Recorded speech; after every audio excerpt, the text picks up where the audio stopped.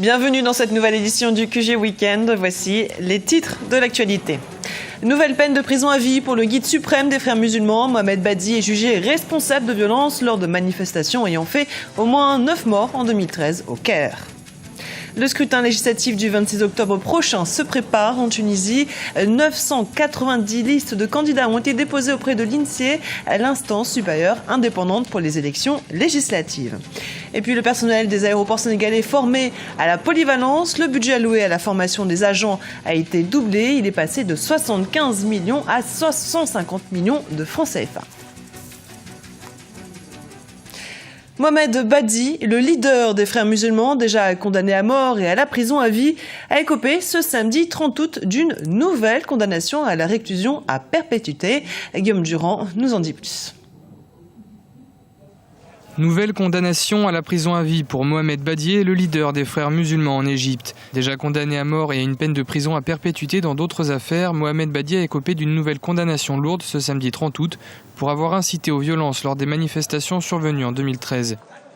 La condamnation à la prison à vie de Mohamed Badi participe de ce que l'on peut appeler l'acharnement du président ou du gouvernement de M. Al-Sisi contre les frères musulmans.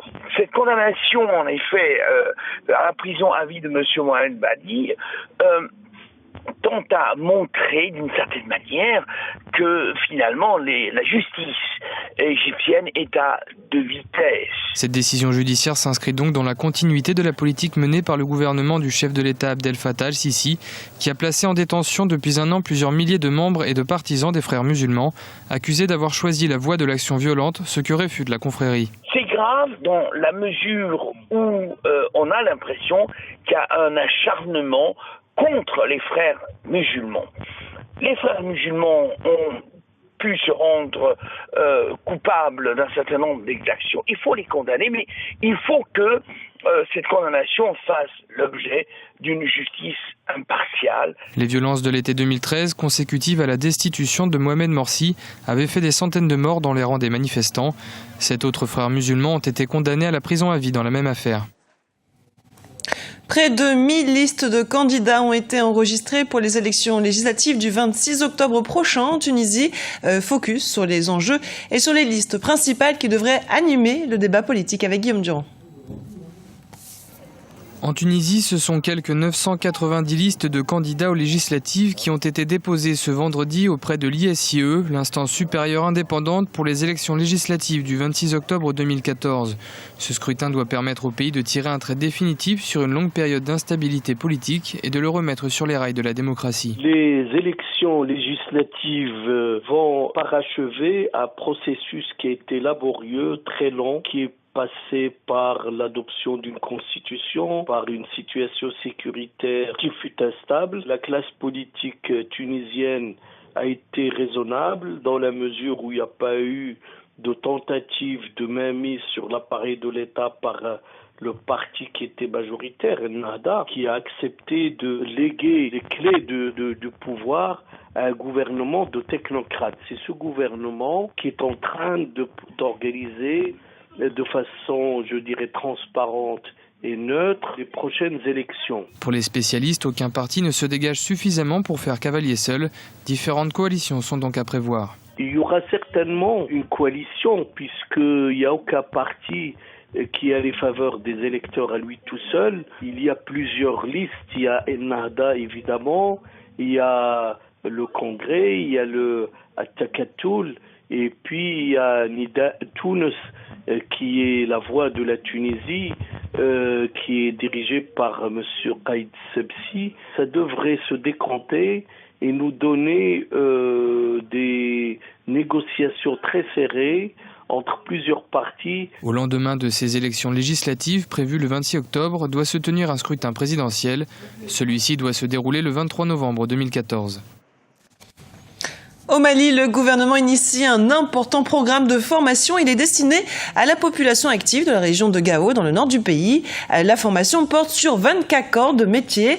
Sont concernés les secteurs traditionnels de l'embouche bovine, de la tresse traditionnelle, de la couture et de la restauration, mais également les filières marketing, gestion de projet et culture de la pêche. Le budget destiné à la formation des agents de l'Agence des aéroports du Sénégal a été revu à la hausse. Il vient d'être porté à 150 millions de francs CFA. Une mesure qui, selon le directeur de l'agence, doit permettre aux agents de l'ADS de s'adapter aux nouvelles réalités du terrain. Aminata Diak. L'Agence des aéroports du Sénégal double le budget destiné à la formation de ses agents. L'annonce a été faite ce vendredi par le directeur général Pape Maël Diop lors d'une cérémonie de remise d'attestation à 169 employés de l'agence. Le budget alloué à la formation est passé de 75 millions à 150 millions de francs CFA en prévision des besoins de l'ADS avec la mise en service de l'aéroport international de Diass prévu fin 2014. Notre objectif est d'avoir un personnel de qualité qui puisse s'adapter aux normes aéronautiques. Depuis plus de 2 ans, l'agence n'a pas organisé de sessions de formation à l'intention de ses salariés. Pour la première fois, ils seront formés pendant 1 mois dans plusieurs activités aéroportières pour être polyvalents dans la collecte des données, le contrôle et l'évaluation aéronautique. Nous nous sommes inscrits dans cette logique parce que nous évoluons dans un environnement en perpétuelle mutation où il faut s'adapter ou disparaître. La direction des ressources humaines a été sensibilisée pour que cette formation ait lieu et soit étendue à l'ensemble des agents de l'ADS. Selon le syndicat des personnels des activités aéronautiques nationales, la formation continue des agents de l'aéronautique est une vieille revendication, une nécessité pour beaucoup d'agents du secteur qui ont été pour la plupart formés sur le tas.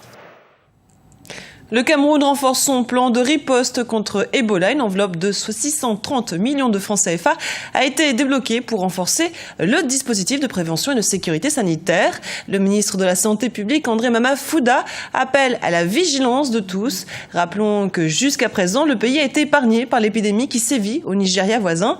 D'après le dernier bilan de l'Organisation mondiale de la santé, 1552 personnes ont perdu la vie depuis le début de l'épidémie fin février, principalement en Guinée, en Sierra Leone et au Libéria. Ce journal a été préparé par l'ensemble de la rédaction. Merci pour votre fidélité. Dans un instant, une nouvelle édition du QG Weekend sur Africa 24.